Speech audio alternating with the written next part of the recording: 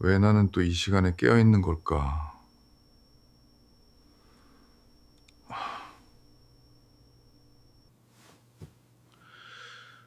이게 나이 때문일까? 아니면 몸이 망가지는 걸까?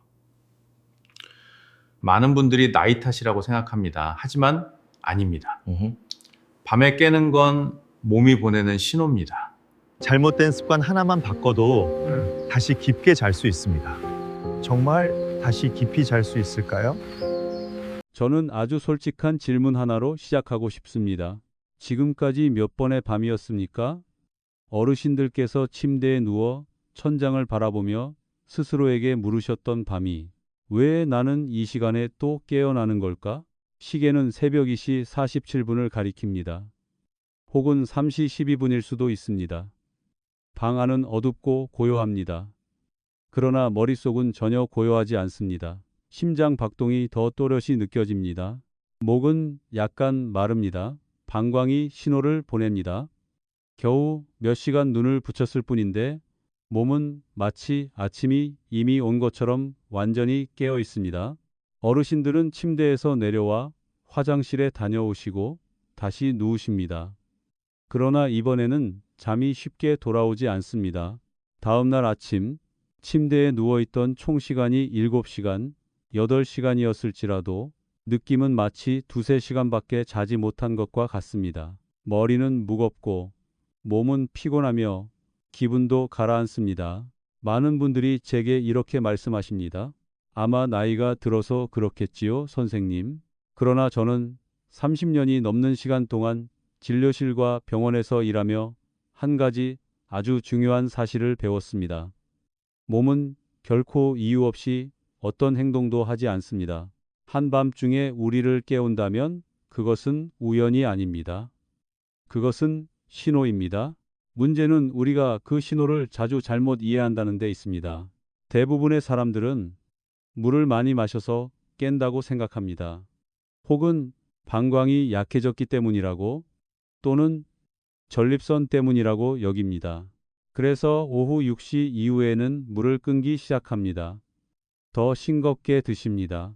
심지어 과일까지도 피합니다. 목이 마른 상태로 마음속에는 걱정을 아는 채 잠자리에 드십니다. 그러나 역설적인 점은 그렇게 더 강하게 통제하려 할수록 오히려 더 자주 깬다는 것입니다. 저는 이른한 살해한 환자를 만난 적이 있습니다. 그는 도시 외곽에 살고 계셨습니다. 매우 신중하고 규칙적인 분이었습니다. 저녁에 물을 마시는 것이 야간뇨의 원인이다라는 말을 친구들에게 듣고 난 뒤 그는 저녁 식사 후 거의 모든 물을 끊어버리기로 결심했습니다. 처음에는 한 번 정도 덜 일어나는 것 같았습니다. 그러나 몇 주가 지나자 그는 매일 밤 3번, 4번씩 깨어나기 시작했습니다. 저를 찾아왔을 때 그는 제게 이렇게 말했습니다. 제 몸이 저를 거스르는 것 같습니다. 저는 그를 바라보며 천천히 대답했습니다. 아닙니다. 몸은 당신을 거스르는 것이 아닙니다. 오히려 당신을 지키려 애쓰고 있는 것입니다. 이 부분을 아주 잘 들으셔야 합니다. 밤은 뇌와 장기들이 깊은 회복 단계에 들어가는 유일한 시간입니다. 깊은 수면 단계에서 뇌는 스스로의 청소 시스템을 활성화합니다. 하루 동안 축적된 노폐물을 씻어내는 기전입니다. 이러한 물질들이 규칙적으로 제거되지 않으면 해가 지날수록 점차 쌓여 기억력, 집중력, 심지어 치매 위험에까지 영향을 줄 수 있습니다. 그러나 그 깊은 수면에 들어가기 위해서는 몸에 아주 기본적인 조건이 필요합니다. 균형입니다. 수분의 균형, 염분의 균형, 체온의 균형, 호르몬의 균형. 저녁에 물을 지나치게 제한하면 혈액은 더 농축됩니다. 전해질 농도가 변합니다. 몸은 혈관 안의 압력과 체액의 양을 다시 조절해야 합니다. 신장은 이러한 안정성을 유지하기 위해 작동하라는 신호를 받습니다. 그리고 바로 그 조절 과정이 우리를 깨울 수 있습니다. 다시 말해, 너무 많이 마셔서 깨는 것이 아닐 수도 있습니다. 때로는 오히려 너무 적게 마셔서 깨는 것입니다. 또 한 가지, 많은 분들이 간과하는 요인이 있습니다. 바로 낮은 수준의 만성 염증입니다. 이것은 고열이나 심한 통증을 일으키는 염증이 아닙니다. 조용합니다. 약합니다. 그러나 오래 지속됩니다.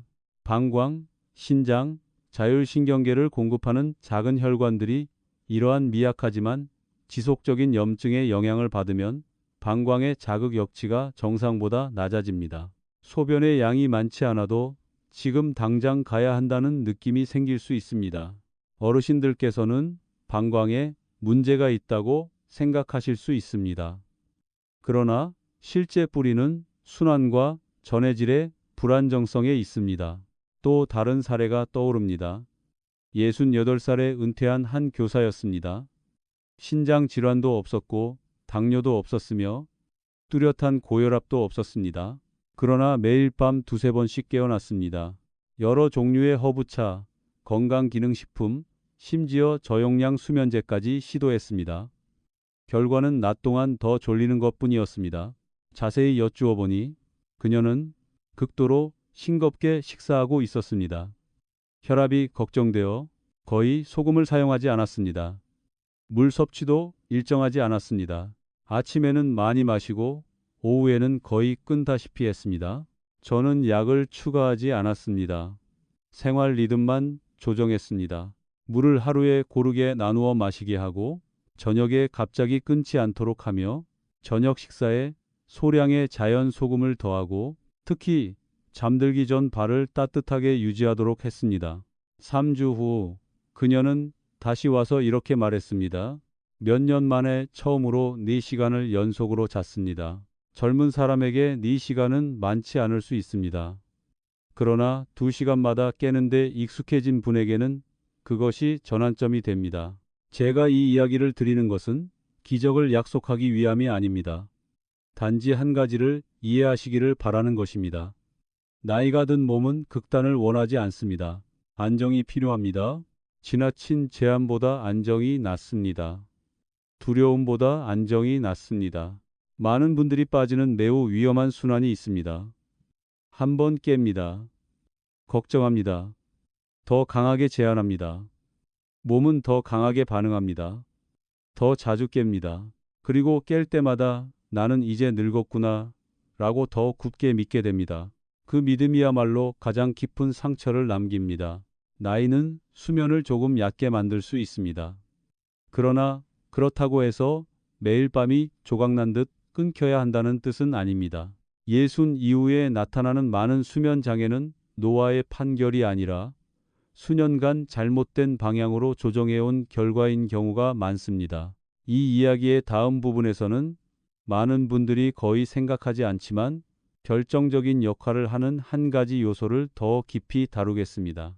바로 밤 시간의 호르몬 변화와 하루의 마지막 시간에 하는 작은 습관들이 어떻게 무심코 자연스러운 생체 리듬을 무너뜨릴 수 있는지에 대해서입니다. 어르신들께서 한번 떠올려 보시기 바랍니다. 젊었을 때 우리는 어떻게 자야 할까에 대해 그렇게 많이 생각해 본 적이 있었습니까? 거의 없었습니다. 몸을 눕히면 곧 잠이 들었습니다. 피곤했기 때문일 수도 있고 그때는 마음이 지금보다 단순했기 때문일 수도 있습니다. 그러나 60을 넘기면서 많은 분들이 잠이 예전처럼 자연스럽지 않다는 사실을 느끼기 시작합니다. 잠은 더 이상 저절로 오는 것이 아니라 무언가 노력해야 하는 일이 됩니다. 그리고 본래 자연스러웠던 일이 노력의 대상이 되었다면 어딘가에서 조절 기전의 리듬이 어긋났다는 뜻입니다. 저는 우리가 자주 생각하지 않는 한 가지 시스템에 대해 말씀드리고 싶습니다. 자율신경계입니다. 이 시스템은 심장 박동, 혈압, 소화, 배설, 그리고 우리가 깊은 잠에 빠질 수 있는지의 여부까지 몸의 자동적인 활동을 조절합니다. 낮 동안에는 교감신경이 더 활발하게 작동하여 우리를 깨어있게 하고 빠르게 반응하도록 돕습니다. 밤이 되면 부교감신경이 우위를 차지해야 합니다. 그래야 몸이 이완되고 심박수가 내려가고 혈압이 낮아지며 깊은 수면 단계로 들어갈 수 있습니다. 그러나 어떤 이유로든 우리가 침대에 누웠을 때에도 교감신경이 여전히 켜져 있다면 몸은 진정으로 쉴 수 없습니다. 많은 어르신들이 강하지는 않지만 오래 지속되는 가벼운 긴장 상태 속에서 살아갑니다. 격렬한 스트레스는 아닙니다. 다만 반복되는 걱정들입니다. 건강 문제, 자녀와 손주, 재정 문제, 아직 정리되지 않은 기억들. 밤에 누워 방이 더 고요해지면 그 생각들은 오히려 더 또렷해집니다. 그럴 때마다 부신에서는 소량의 코르티솔, 즉 각성의 호르몬이 분비됩니다. 정상적으로는 밤에 코르티솔 수치가 낮아야 합니다. 그러나 충분히 내려가지 않으면 수면은 얕아지고 쉽게 깨집니다. 어르신들께서는 혹시 느끼신 적이 있습니까? 많은 분들이 비슷한 시간대, 대개 새벽 2시에서 4시 사이에 깨어납니다. 이 시간은 몸이 수면 주기 사이를 전환하는 시기입니다. 신경계의 기반이 안정적이지 않으면 바로 그때 깊은 잠에서 쉽게 밀려 올라오게 됩니다. 저는 74살의 한 어르신을 지켜본 적이 있습니다. 심각한 질환은 없었습니다. 그분을 가장 힘들게 한 것은 야간요가 아니라 한밤중에 깨어날 때마다 심장이 빠르게 뛰는 느낌이었습니다. 본인은 심장에 문제가 있다고 생각하셨습니다. 저희는 정밀하게 검사했습니다. 심장은 완전히 안정적이었습니다. 여러 차례 대화를 나눈 끝에 저는 한 가지 습관을 알게 되었습니다. 그는 밤늦게까지 뉴스를 시청하는 습관이 있었습니다. 질병, 전쟁, 사고에 관한 뉴스들이었습니다. 그는 단지 상황을 알기 위해 본다고 생각했습니다. 그러나 뇌는 아는 것과 위험에 직면한 것을 구분하지 않습니다. 매일 밤 그렇게 하면서 그의 교감신경은 조용히 그러나 분명하게 활성화되고 있었습니다. 우리는 약을 바꾸지 않았습니다. 습관만 바꾸었습니다. 저녁 8시 이후에는 화면을 끄고 대신 잔잔한 음악을 듣거나 익숙한 책을 몇 쪽 읽도록 했습니다. 3주 후 그는 제게 이렇게 말했습니다. 어젯밤에는 한 번만 깼습니다. 심장도 더 이상 두근거리지 않았습니다. 그것은 기적이 아닙니다. 생리학입니다. 또 하나 자주 간과되는 요소가 있습니다. 체온입니다. 깊은 잠에 들어가기 위해서는 중심 체온이 약간 내려가야 합니다. 발이 차가우면 말초 혈관이 수축하고 열 분포가 고르지 않게 됩니다. 그러면 뇌는 깊은 휴식 상태로 들어가기 어려워집니다. 많은 어르신들이 말초 순환이 좋지 않아 사계절 내내 발이 차갑습니다. 차가운 발로 잠자리에 들면서도 그것이 문제라고 생각하지 않습니다. 저는 아주 간단한 한 가지를 권합니다. 잠들기 전에 발을 따뜻하게 하십시오. 몇 분간 따뜻한 물에 담그셔도 좋고 얇은 면 양말을 신어도 좋습니다. 발의 혈관이 이완되면 몸은 열을 더 고르게 분배합니다. 그러면 뇌는 이제 쉬어도 안전하다는 신호를 받습니다. 너무 단순하게 들릴지 모릅니다. 그러나 바로 그런 단순한 것들을 우리가 자주 잊고 있습니다. 이제 많은 분들이 오해하고 있는 중요한 한 가지로 다시 돌아가 보겠습니다. 저녁에 물을 끊는 습관입니다. 오후부터 물을 매우 적게 마시면 몸은 가벼운 불균형 상태에 빠질 수 있습니다. 낮에는 움직임도 있고 빛도 있으며 자극도 있어 몸이 비교적 쉽게 조절합니다. 그러나 밤이 되어 모든 시스템이 회복 모드로 전환되면 수분과 전해질의 부족이 더 분명하게 드러납니다. 신장은 단순히 물만 거르는 기관이 아닙니다. 나트륨, 칼륨, 그리고 여러 물질의 농도를 조절합니다. 혈액이 더 농축되면 몸은 이를 보정하기 위한 기전을 활성화해야 합니다. 그 과정이 우리를 깨울 수 있습니다.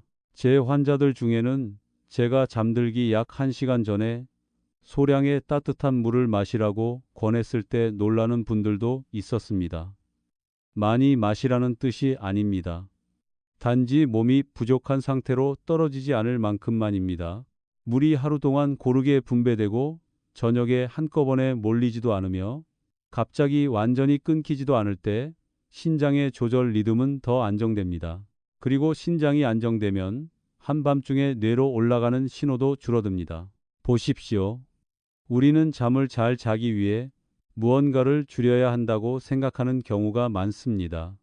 물을 줄이고 소금을 줄이고 음식을 줄입니다. 그러나 때로 필요한 것은 줄이는 것이 아니라 다시 균형을 맞추는 일입니다. 이 한 문장을 기억하시기 바랍니다. 나이 든 몸은 극단을 필요로 하지 않습니다. 리듬이 필요합니다. 낮에 빛의 리듬, 식사의 리듬, 물 섭취의 리듬, 생각의 리듬. 그 리듬이 깨지면 밤이 말을 합니다. 다음 부분에서는 많은 분들이 아주 흔하게 믿고 있지만 조용히 수면과 기억력을 약화시키고 있을지도 모르는 한 가지 믿음에 대해 더 자세히 말씀드리겠습니다. 바로 지나치게 싱겁게 먹고 소금을 절대적으로 두려워하는 습관에 대해서입니다. 이제 저는 진료실에서 거의 매일같이 마주하는 한 가지 믿음에 대해 말씀드리고 싶습니다. 예순이 넘으면 아주 싱겁게 먹어야 한다. 싱거울수록 좋다. 겉으로 들으면 매우 합리적으로 보입니다. 혈압, 심혈관 질환, 뇌졸중, 이러한 것들을 걱정하여 많은 분들이 소금을 최대한 줄이기로 결심합니다. 거의 간을 하지 않습니다. 식사에 약간의 간장이나 천일염조차 거부합니다. 저는 그 걱정을 이해합니다. 그러나 제가 더 염려하는 것은 극단입니다. 소금, 정확히 말하면 나트륨은 적이 아닙니다. 그것은 혈액의 부피를 안정적으로 유지하고 삼투압을 유지하며 특히 신경 전달을 조절하는 데 중요한 요소 중 하나입니다. 우리가 오랜 기간 동안 소금을 지나치게 줄이면 특히 고령자에게서 혈중 나트륨 농도가 낮은 경계선 가까이까지 떨어질 수 있습니다. 항상 위험한 수준까지 떨어지는 것은 아닙니다. 그러나 미묘한 변화를 일으키기에는 충분합니다. 그 변화는 요란하지 않습니다. 통증도 없습니다. 다만 가벼운 피로감이 생깁니다. 일어설 때 약간 어지럽습니다. 밤에는 잠이 깊지 않습니다. 그리고 특히 쉽게 깨어납니다. 저는 73살의 한 어르신을 지켜본 적이 있습니다. 그분은 혈압이 오를까 두려워 2년 가까이 거의 소금을 끊었다고 자랑스럽게 말씀하셨습니다. 그러나 아이러니하게도 혈압은 크게 개선되지 않았습니다. 오히려 자주 어지러웠고 매일 밤 3번씩 깨어났습니다. 검사 결과 그분의 나트륨 수치는 정상 범위의 하한선에 매우 가까웠습니다. 즉각적으로 위험하지는 않았지만 신경계 기능에 영향을 주기에는 충분한 수준이었습니다. 자율신경계를 전기배선 시스템에 비유해 보십시오. 나트륨과 칼륨은 신호를 전달하는 작은 전류를 만들어내는 이온입니다. 나트륨 농도가 충분히 안정적이지 않으면 이러한 신호 전달이 쉽게 흔들릴 수 있습니다. 낮에는 우리가 그 변화를 뚜렷하게 느끼지 못할 수 있습니다. 그러나 밤에는 깊은 수면을 유지하기 위해 정밀함이 필요합니다. 그 작은 변동만으로도 우리를 깨우기에 충분할 수 있습니다. 많은 분들이 한밤중에 깨어나면 방광 때문이라고 생각합니다. 그러나 때로 방광은 단지 전달자일 뿐입니다. 근본 원인은 전해질 불균형으로 인해 신경계가 더 쉽게 자극을 받는 데 있을 수 있습니다. 저는 모든 사람이 짜게 먹어야 한다고 말하는 것이 아닙니다. 제가 강조하고 싶은 것은 두려움을 극단적인 식습관으로 바꾸지 말라는 것입니다. 고령자의 몸은 갑작스러운 변화에 더 민감합니다. 소금을 너무 빠르게 혹은 지나치게 줄이면 혈압과 체액을 조절하는 시스템이 끊임없이 보상작용을 해야 합니다. 밤에는 우리가 내부의 고요함을 필요로 하는데 그 시스템은 오히려 야근을 하게 됩니다. 이런 조용한 순환이 있습니다. 지나치게 싱겁게 먹으면 몸이 수분을 안정적으로 유지하기 어려워집니다. 그로 인해 혈액량에 미세한 변동이 생깁니다. 그 변동이 교감신경을 자극합니다. 교감신경이 약간 올라가면 코르티솔도 조금 상승합니다. 수면은 얕아집니다. 수면이 얕아지면 소변 신호를 더 쉽게 인지하게 됩니다. 그리고 결국 우리는 깨어납니다. 보십시오. 서로 무관해 보이는 많은 요소들이 이렇게 연결되어 있습니다. 저는 환자들에게 아주 단순한 한 가지를 권합니다. 완전히 끊는 대신 합리적으로 조절하십시오. 혈압이 허용하고 의학적 금기가 없다면 저녁 식사에 소량의 자연 소금을 사용하는 것이 완전히 무미건조한 식사보다 몸의 안정성을 더 잘 유지하는 데 도움이 될 수 있습니다. 물론 사람마다 체질이 다릅니다. 중증 신부전이나 조절되지 않는 고혈압이 있는 분들은 반드시 개별적인 지침을 따라야 합니다. 그러나 제가 만나는 대부분의 분들은 실제로 그 정도의 엄격한 제한이 필요하지 않음에도 두려움 때문에 그렇게 하고 있는 경우가 많습니다. 소금 외에도 제가 말씀드리고 싶은 또 하나의 습관이 있습니다. 너무 이르게 금식하거나 속을 가볍게 하겠다는 이유로 저녁 식사를 완전히 거르는 것입니다. 어떤 분들에게는 효과가 있을 수 있습니다. 그러나 많은 고령자에게서 저녁 식사와 수면 사이의 간격이 지나치게 길어지면 밤중 혈당이 약간 낮아질 수 있습니다. 그러면 몸은 혈당을 다시 올리기 위해 아드레날린과 코르티솔을 분비합니다. 그리고 이 두 호르몬의 부작용은 분명합니다. 우리를 깨웁니다. 한밤중에 특별한 이유 없이 가슴이 두근거리거나 약간 불안한 느낌으로 깨어난 적이 있으십니까? 때로 그것은 심장 문제가 아니라 몸이 혈당을 조절하고 있는 신호일 수 있습니다. 저는 76살의 마르고 규칙적인 한 어르신을 기억합니다. 그는 오후 5시에 저녁을 먹고 속이 더부룩할까봐 아무것도 더 먹지 않았습니다. 밤 10시에 잠들었습니다. 새벽 2시쯤이면 항상 깨어났고 심장이 빠르게 뛰고 손이 약간 떨렸습니다. 검사 결과 밤중 혈당이 정상보다 낮아져 있었습니다. 우리는 약을 늘리지 않았습니다. 단지 밤 8시쯤 소량의 간식, 예를 들어 약간의 견과류나 통밀빵 한 조각을 추가했습니다. 2주 후 그는 이렇게 말했습니다. 새벽 2시에 놀라서 깨는 일이 없어졌습니다. 나이든 몸은 장기간의 결핍을 좋아하지 않습니다. 그것은 규칙성과 적절한 충만함을 필요로 합니다. 저는 알고 있습니다. 우리 중 많은 분들이 부족한 시대를 지나오셨습니다. 절제하고 아끼고 참고 견디는 습관이 깊이 자리 잡았습니다. 그러나 예순을 넘기면 삶의 철학을 조금 바꿀 필요가 있습니다. 더 많이 참는 것이 아니라 더 잘 조절하는 것입니다. 밤은 적이 아닙니다. 깨어나는 일도 판결이 아닙니다. 그것은 단지 몸 어딘가의 리듬이 어긋났다는 신호일 뿐입니다. 이 이야기의 마지막 부분에서는 지금까지 말씀드린 모든 조각들, 수분, 소금, 호르몬, 신경, 혈당을 하나로 모아 깊고 끊기지 않는 잠으로 서서히 돌아가기 위한 매우 구체적이고 단순하며 비용이 들지 않는 세 가지 원칙을 어르신들께 나누어 드리겠습니다. 이제 어르신들께서 허리를 조금 곧게 펴고 제 말을 아주 천천히 들어주시기 바랍니다. 지금까지 여러 부분에 걸쳐 우리는 물에 대해 이야기했고, 소금에 대해 이야기했고, 호르몬, 신경, 혈당에 대해서도 이야기했습니다. 다소 복잡하게 들릴 수 있습니다. 그러나 이 모든 것을 하나의 단순한 틀로 정리한다면 저는 어르신들께 세 가지 원칙만 기억해 주시기를 바랍니다. 요령이 아닙니다. 기적 같은 비법도 아닙니다. 단지 몸이 다시 리듬을 되찾도록 돕는 세 가지 원칙입니다. 첫 번째 원칙. 낮을 안정시켜야 밤을 지킬 수 있습니다. 수면은 우리가 침대에 눕는 순간 시작되는 것이 아닙니다. 아침 일찍부터 시작됩니다. 낮 동안 물을 들쭉날쭉하게 마시고 때로는 갈증을 참다가 오후에 한꺼번에 많이 마신다면 몸은 계속해서 조절해야 합니다. 낮에 소금을 지나치게 줄이고 밤이 되면 두려움에 완전히 끊어버린다면 전해질은 흔들립니다. 낮에 활동이 부족하고 순환이 원활하지 않다면 밤에는 발이 차가워지고 수면은 얕아집니다. 물은 아침부터 오후까지 고르게 나누어 드십시오.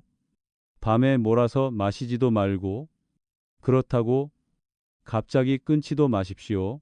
자신의 건강 상태에 맞게 충분히 드시고 지나치지 않게 간을 하십시오. 극단으로 가지 마십시오. 아침 햇빛을 최소 15-20분은 쬐십시오.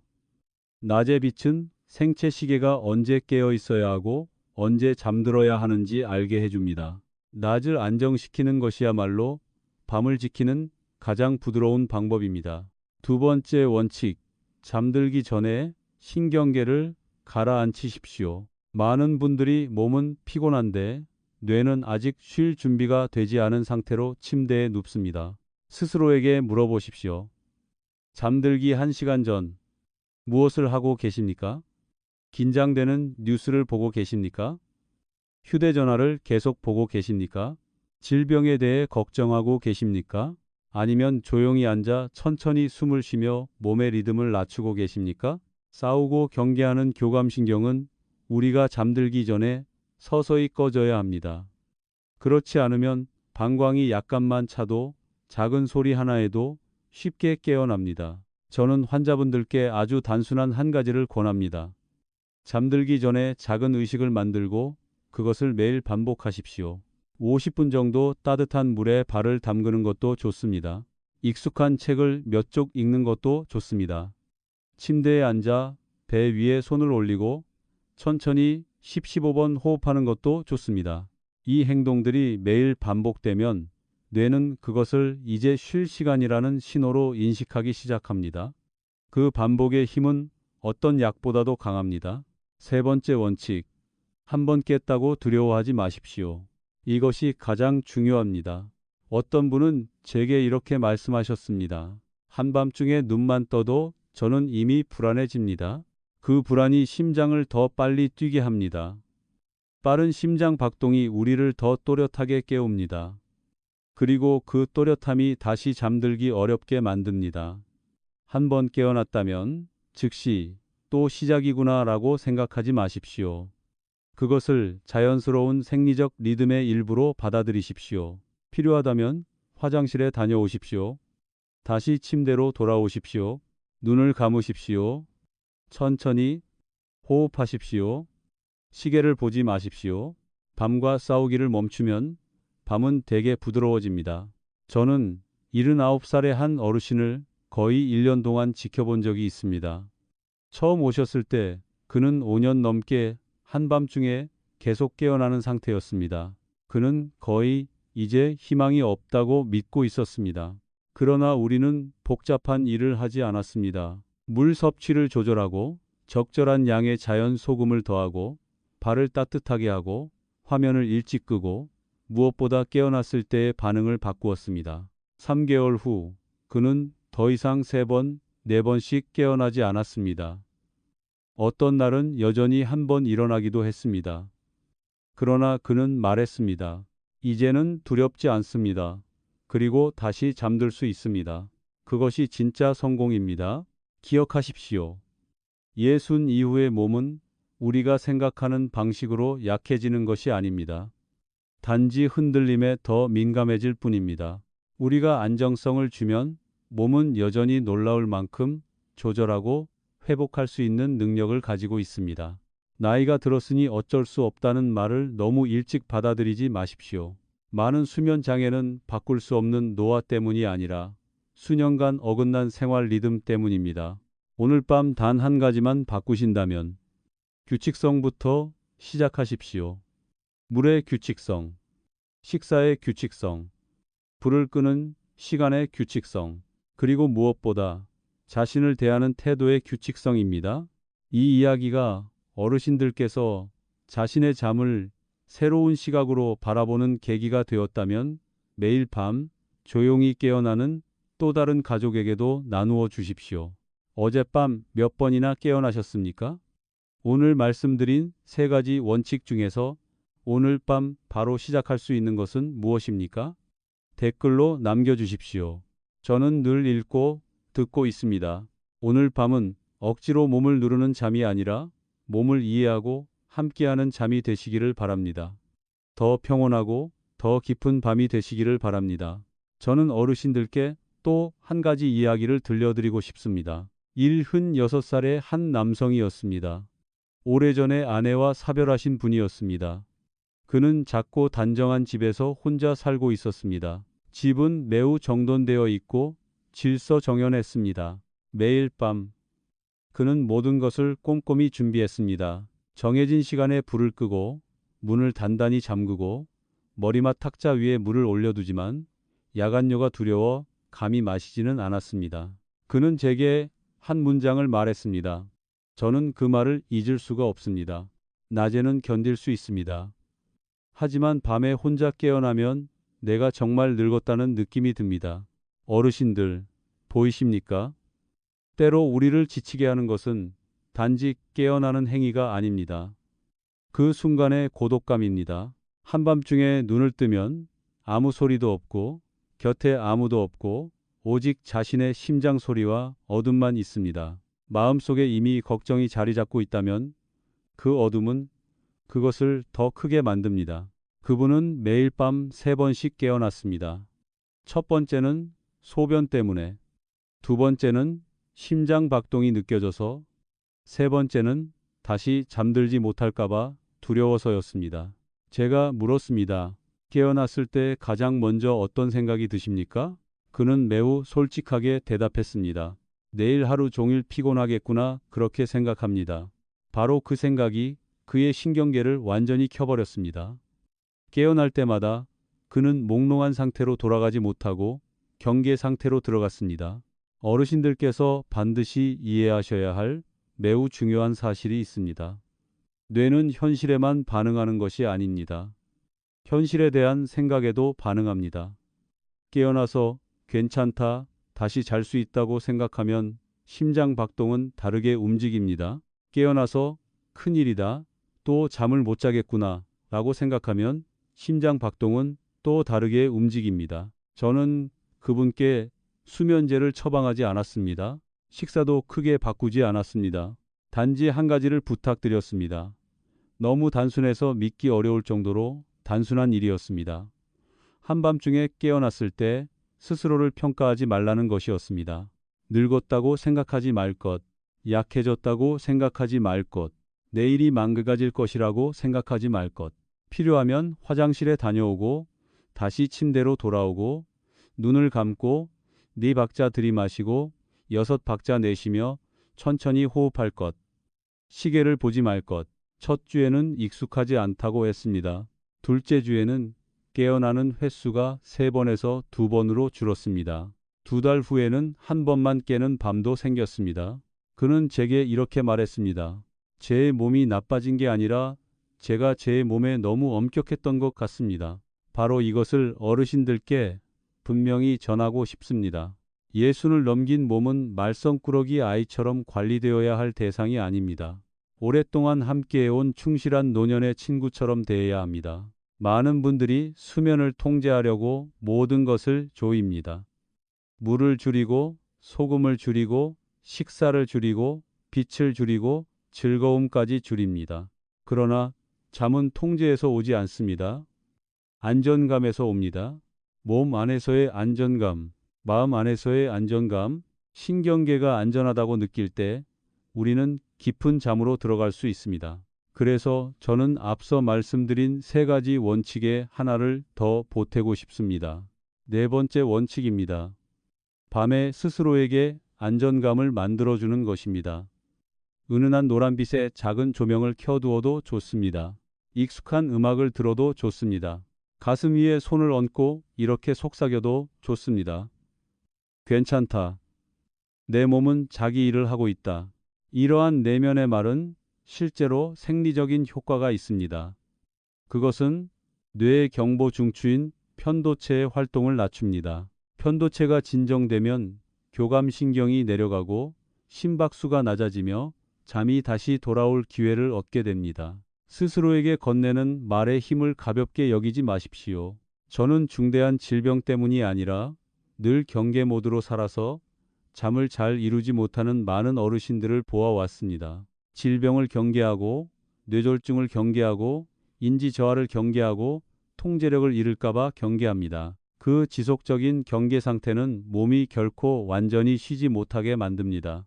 그러나 생존을 위해 그렇게까지 긴장할 필요는 없습니다.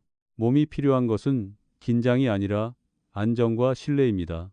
낮 동안 적절히 돌보았다면 밤에는 몸이 스스로 조절할 것이라는 믿음입니다.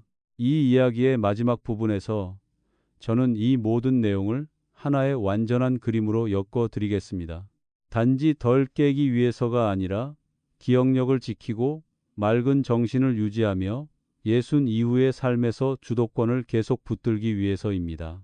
이제 어르신들께서 우리가 함께 지나온 이 모든 이야기를 다시 한번 돌아보시기 바랍니다. 처음에는 단지 한밤중에 몇 번 깨어나는 문제라고 생각했습니다.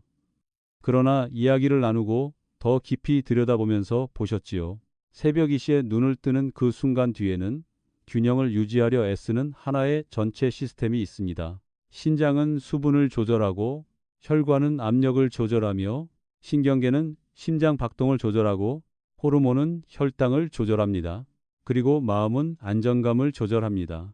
이 모든 요소들이 조금이라도 리듬에서 벗어나면 밤이 신호를 보냅니다. 그러나 이 점을 분명히 기억하십시오.